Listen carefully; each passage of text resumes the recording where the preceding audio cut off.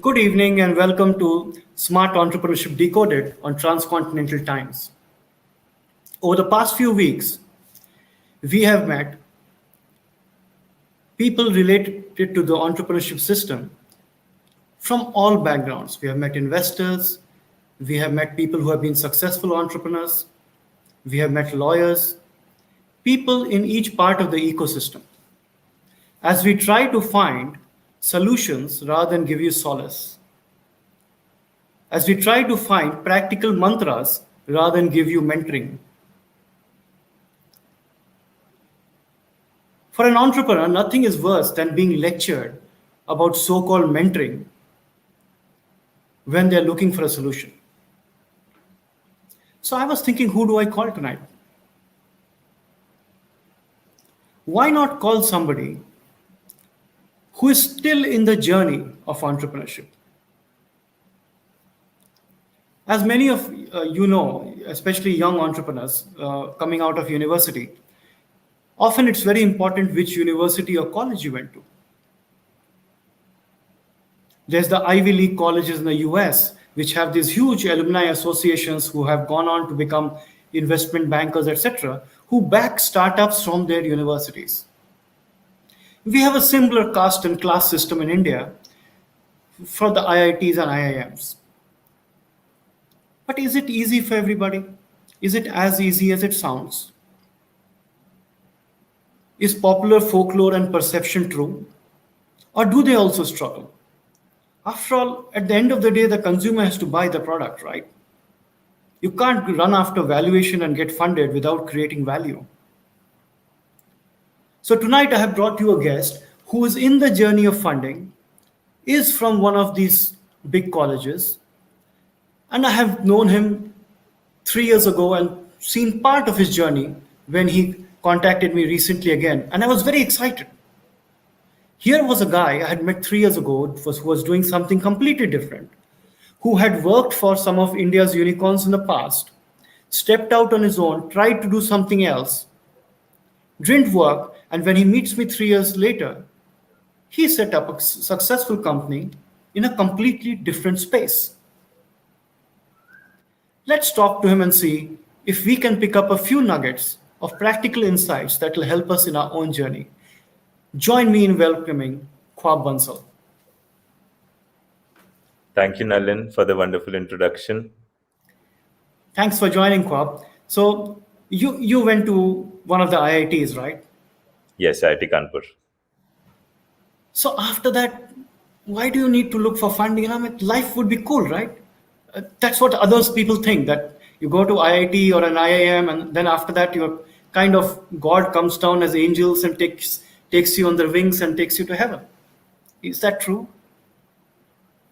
Partly true in terms of the respect or the years that you get in terms of people you talk to in your career. But what IIT also gives us is a extremely rich alumni network who have been doing so well. It could be the Olas or the Flipkarts or any of these unicorns in the country which drive that ambition. So actually we end up working harder than people who don't go to IIT. So the idea is to just do more. So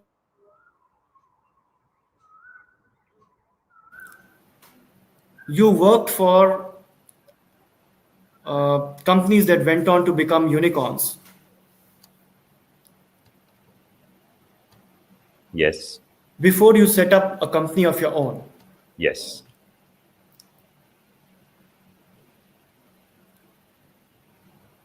So let's wait for network to catch up again. I think we have a temporary problem.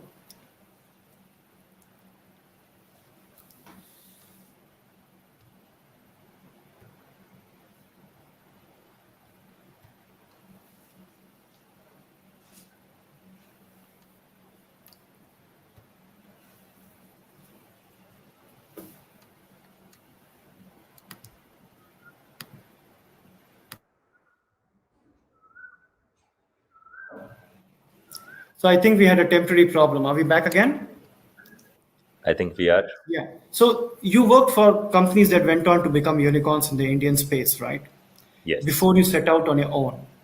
Yeah. So What made you set out on your own? Because I would think that working in such companies would have been rewarding enough.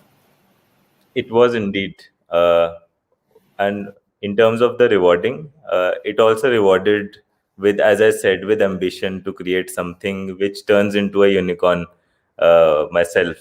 So that was one of the reasons the reason which I started to do my own thingy. And at the same time, when I met you 3 years back in India Front Fest, and that's how it started. And you came back, you were mentoring me that time. You came back to me saying, you should increase your GMV if you want to do something big. And that sort of transpired into something completely different. And now we are in financial services. So it sort of started from there. Yeah. Because I recall you were doing something very different, right? You were running a company called Trishna Strategy. You were trying to get into the city space. You were Yes. trying to do this in Dehradun while you were in Bangalore. And it was still very raw at that time. I was going through my notes of the pre-finale today after 3 years, because it's almost 3 years to the day. And my notes say that we should put him in the finale for what he will do in future, not what he's doing now, which almost seems like I knew astrology before I learned it. But what made you pivot? I mean, you were doing something, you were very passionate about it at that time. I remember you had a small scale scaling unit running with a few Yes. delivery people and all that. So what Yes. made you pivot, and what made you pivot into a completely different space? So, Nalin, I've been a finance guy ever since I was very young. So, I was trading in the Indian stock market since I was 14 years old.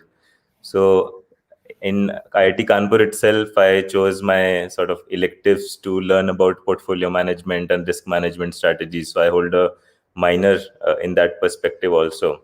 When we were talking about smart cities, when we met 3 years back, that was a very good running operation. But in the end, it was something which was heavy capex driven business.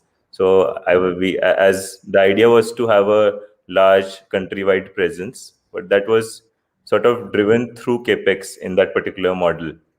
And as you also said, it's not always rosy for even the IIT chaps to just go on and raise millions of dollars in the first go.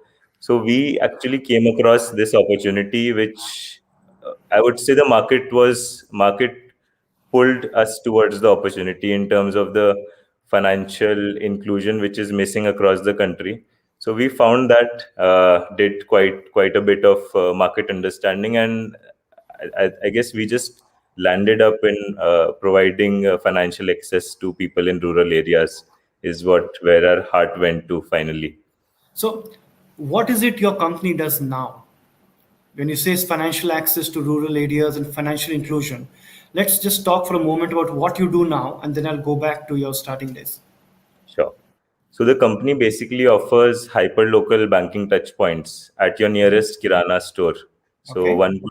so in rural areas, if you were to see, people generally need to travel 10 to 13 kilometers to find the nearest ATM branch or ATM or a bank branch. And that too are only serviced 2 times a week. So mostly you would see long lines running there, or most of these ATMs running out of cash. So the problem statement is very simple. One should be able to access his or her money whenever they want to. So what we have is we have a simple app and a machine which a normal retailer shop can onboard, and anyone can just walk in and do a cash withdrawal from one of these mini or micro ATMs, or do a money transfer. So someone wants to send money to their children studying in colleges, one could do that. One could do a recharge or even get a loan from one of these shops which are nearby. So we have started it in terms of providing that financial access. Plus these shops are evolving themselves. So in Rajasthan we have all the pin codes covered, and whole of the North India, all pin codes are roughly covered by as we stand right now.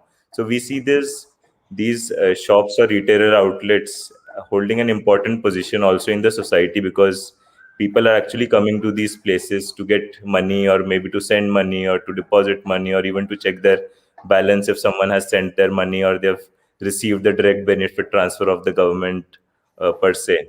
So that's what the company does currently. And what kind of traction do you have? I assume this is all in the last 3 years. So what kind Yes. of traction do you have now? So last year, as we stand currently, we are at 40,000 active retailers. And Okay, during COVID, we did a six times. Last year was COVID, and we did a six times increase in the GMV term, which you actually mentioned, and we did a cumulative GMV of 300 crores last year. fantastic. What brand name do you operate under? Net Pesa. The brand name Net. is Net Pesa. Yeah. Okay. And just to add to it, we have been completely bootstrapped, and we've done it all by ourselves. So let's go back to that piece. I noticed that you have co-founders, Yes. and when we were speaking before the show, you said these co-founders were not with you in your previous company or that startup. Yes. So a lot of people wonder, how do you select co-founders? Where do you find them? What was your journey like on that regard? So I would say many times it happens by chance. So my tech co-founder was running her own SaaS company, and she was building off-the-shelf product solutions. And I happened to reach her just to sort of, can we do it? Can you make this for me, or can you do it together? And that's sort of how we bonded in terms of finding the co-founder. That idea actually led her to also pivot her entire business and focus not on enterprise software, and but to actually build something of our own. So that's how it sort of started. I would say we stumble upon co-founders is what I would say. So how many of you are there now as co-founders? So we have four of us. The lady which I mentioned is the tech expert. We have a super senior from IIT Kanpur itself, who's been with TCS most of his life. Again, a so expert in enterprise software, and we have another one who handles enterprise software sales. So yeah, we have a good team now. And as I was sort of talking before we started the call, alone you can just play chess. To build a startup, you need a team. So, by the way, I'm also a national chess player. Yes, I saw that in your bio. And I was very intrigued. I think very early in your life, again from the age of 14 or something, right? Even before that, it was age of 9. I've been playing. Okay, fantastic. So I also spoke to you earlier, and you have a very lean team. You're doing this 300 crores and 40,000 outlets, but you run it almost like a WhatsApp kind of 27-man team. Is that Yes, true? yes, that is completely true. Yeah. Is that a conscious decision? I mean, are you? I mean, is that because of technology, or how does it work? How do you keep that lean? So we actually, in our sort of attempt to expand beyond what I would say a bootstrapped company's capabilities are, so we adopted a very smart white labeled model solution where we offered some big or small distributors to actually set up their own payment website and own these hyperlocal banking systems under their own brand names. So what we did, so our main core expertise is having these banking APIs functioning, making sure that all these transactions and commissions and all of that which is happening happens on time, and it is that process is streamlined. So what we did very smartly was we distributed our whatever load was there to these people, and we actually charged them for white labeling also. So we were actually able to expand much beyond what a simple 27-member team could have done. So you basically leveraged the team of your partners or Exactly. their staff. You made them Right. independent Yeah, and gave them a share of the co-branding, and that exactly. uh, encouraged them to invest and expand with local manpower. Yes, so these guys actually have employed their own people. They are actually running their some informal credit cycles and all in their own ecosystem, and we have given them a very strong backend wherein they could, if there are 200 retailers or even 4,000 retailers under one sort of guy, one can see or tweak the commission structures or transactions real time for any retailer. So that's the control which we actually invested in. So in these 3 years, you must have had some really uh, great ups and great downs, etc., and some amazing experiences without a doubt, because it's just a sector you are in, right? You're trying to get into the unserviced population, Yes. the underserved, so to speak. So there must be a lot of gratification in that. But is there any particular one story, one instance when you felt that, yes, this is worth doing? Definitely. So, Nalin, one of the reasons why we also did this was, as you would see from any BCG or any consulting report right now, also 5 years before, also and right now, also everything states India is still 90% unbanked. Even though, in terms of the increase which is happening in terms of digital services or the Jan Dhan accounts or everything that is happening across, so when basically we set up these shops, and I maybe could show you later, but these normal retailer shops which are earning 3,000, 4,000, 5,000, sometimes not that money also, but just by having a very, very simple point of contact for banking, they were able to increase their incomes to 15, 20,000 per machine. And it was quite good while we were explaining this new thing to retailers. The question was, where will the money come from? So in terms of the explanation of this new service was also quite, I would say, quite fun in terms of when we were building this. How much pain did you go through keeping this bootstrapped? Too much, I would say. So it is working on this idea, plus putting in all the savings, plus also trying to do more consulting work so that we can plug in more money into the company. So that's how we have been doing it. So it's all 16, 18, 20 hours a day, last 3 years. So when you decide to raise money, uh, it opens up a completely different world, right? It's Yes. brutal. It has got enormous echo chambers where anything you say or do gets echoed all over the place. There are all these myths and preconceived notions. At the same time, when you're struggling and finding it so difficult, you're reading in the newspaper about all these fancy deals, etc., and you're wondering, what am I doing wrong? Yeah. So, how are you tackling it? See, Nalin, it's tough. As you said, this particular point, we see X raises Y amount, B raises Z amount. We see the P&Ls being massively negative, and we see here I am having built a bit a positive business, and still, and it is scaled also, and still these guys are not just pulling in to pull sort of plug in your money.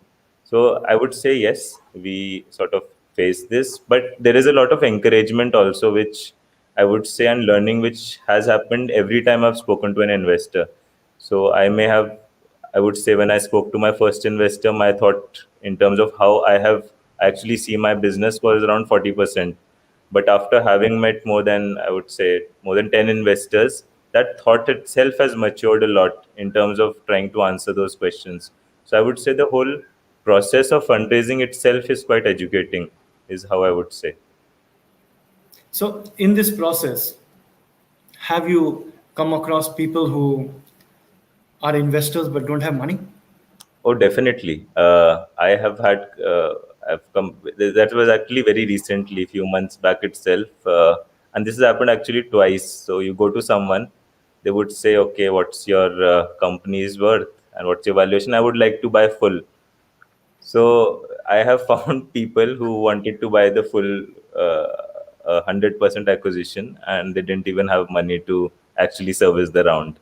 So we do have people, and I think all of us young entrepreneurs would definitely fall prey to these guys. There's no way to know unless they don't sort of deliver.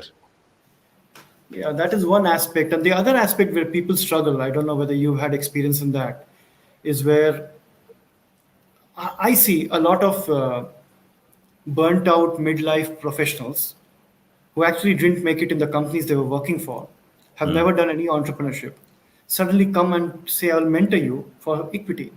Hmm. And when investors look at that company with that kind of decision making by the founder to that mentor, you really start questioning what the founder was thinking. But have you had such experiences? People coming and offering mentoring and asking for Oh, equity oh, without definitely. adequate qualification?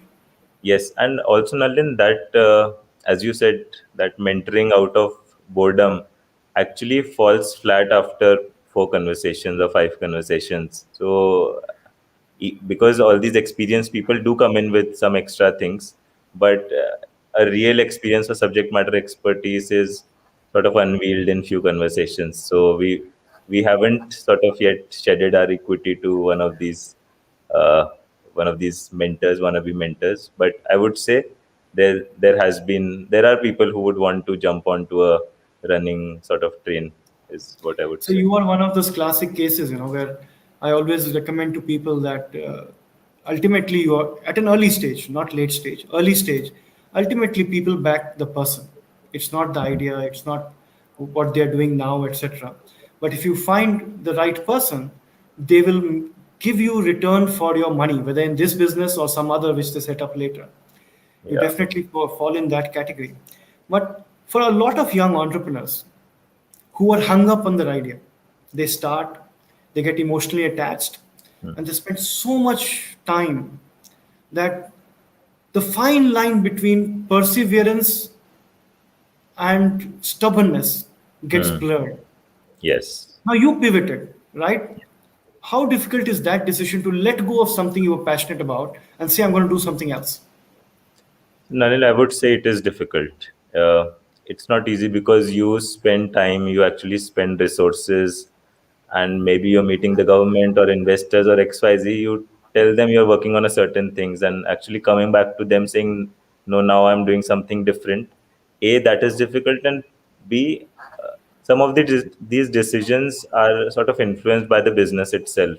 So my case, as I was saying, that was a heavily capex business, which I realized after having spent some time doing that. Initially, one thinks now there's a good idea, someone will put in 5 million, $10 million, and everything will be rosy after that. But that doesn't sort of that sort of when that doesn't happen, you need to sort of realize where exactly can you sort of make your mark and find the easiest path to scale and success.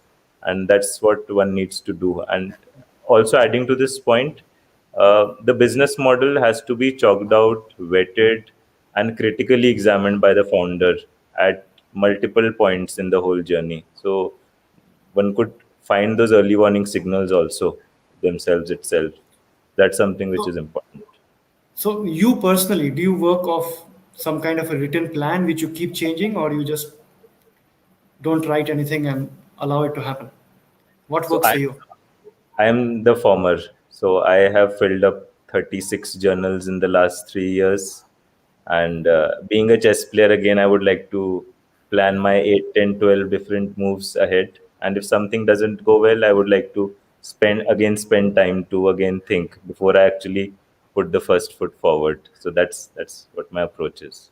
So now you have decided that you guys are at a stage where you can uh, raise money, and you are eminently qualified for that. And with that money, you probably have a few plans of what you want to do. Yes. Now, while it is intuitively very obvious to people, you throw this chunk of money into this and you take it from point A to point D, faster, cheaper, more value to customer, grow, create greater valuation. Is there a danger that sometimes the money actually creates confusion and a problem? So, I haven't faced that problem till now, but since I've been working with many startups since 2015, I've seen this creating actual problems also.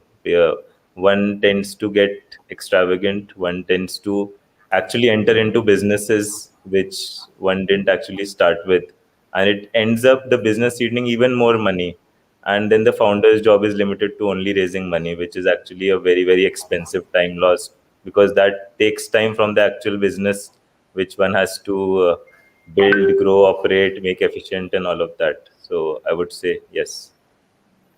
How many pitches have you made to investors in the last 6 months, 3 to 6 months? 14.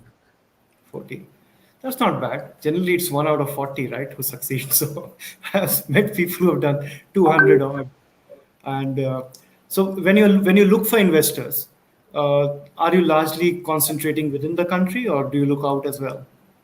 Mostly I would say within the country, because we want someone who believes in this dream and sort of is moved by the dream of having sort of who knows what problems rural India has. So our particular sort of approach was that. And plus we have sort of excluded some of the competitor investors or big guys who may actually divulge some of the IP. So we have kept a strong control there. So, you raise this money, and obviously there are things to do. How do you see this company evolve over the next 3 to 5 years? Where do you see it? India is a huge untapped story, and we Yes. have known that for donkey's years, but it still needs doing. So, Yes. what is it that you think you will evolve into? So in terms of having as I said, we are at 40,000 odd shops which are operating as banking points. If you look at the population density and all of those averages, India needs about 20 lakh of such banking touch points to service everyone well. As you said, what do you see this company doing in the next 3 to 5 years? Uh, Financial inclusion is the term that I used, which is both for businesses and for users also.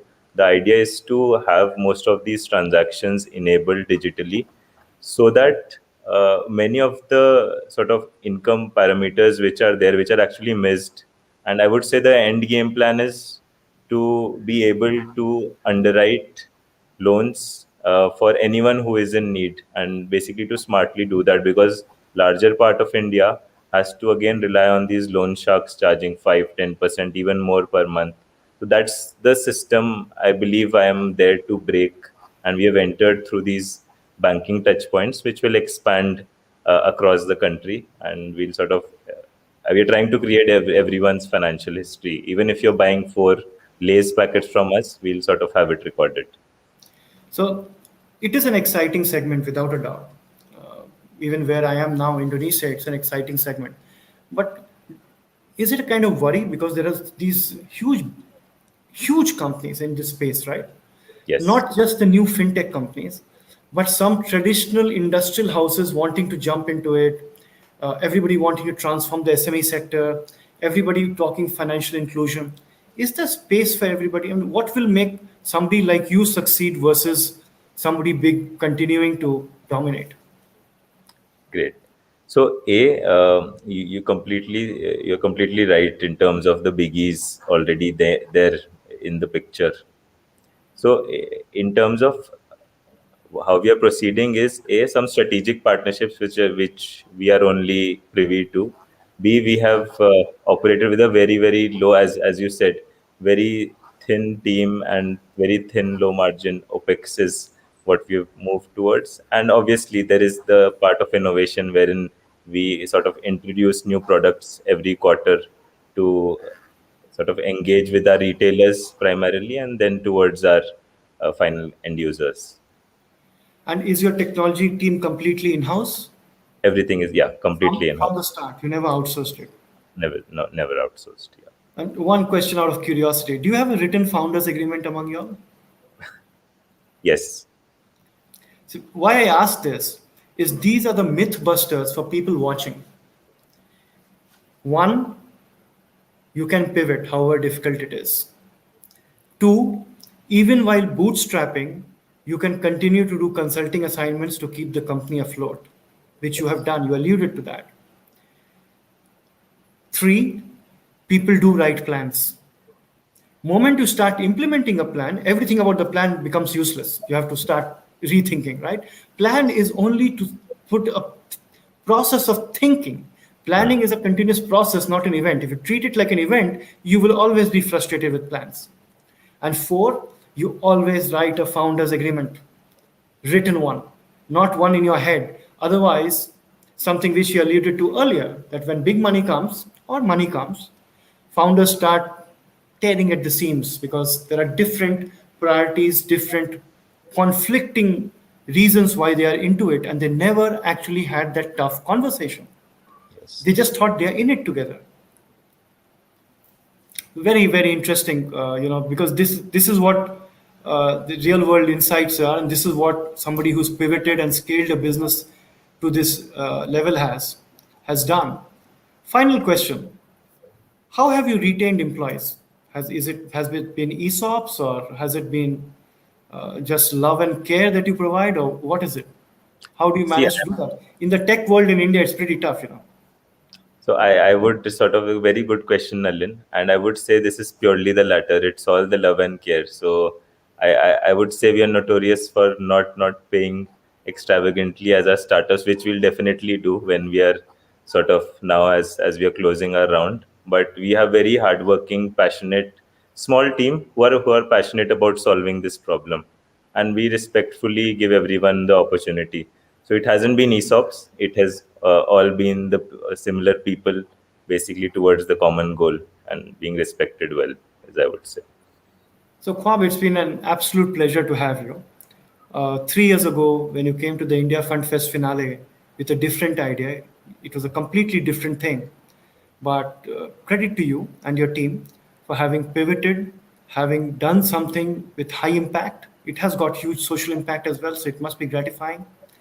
And you brought it to a point where it is scalable for the next mega scaling, because you've Yes, already done a scaling unit. You brought it to a point where it's doing enough, has enough and more traction in an intensely competitive market. I wish you the very best. Thank you for joining the show tonight, and I hope your company goes where you want it to go. All the best. Have a good thank you, evening. thank you for the good words.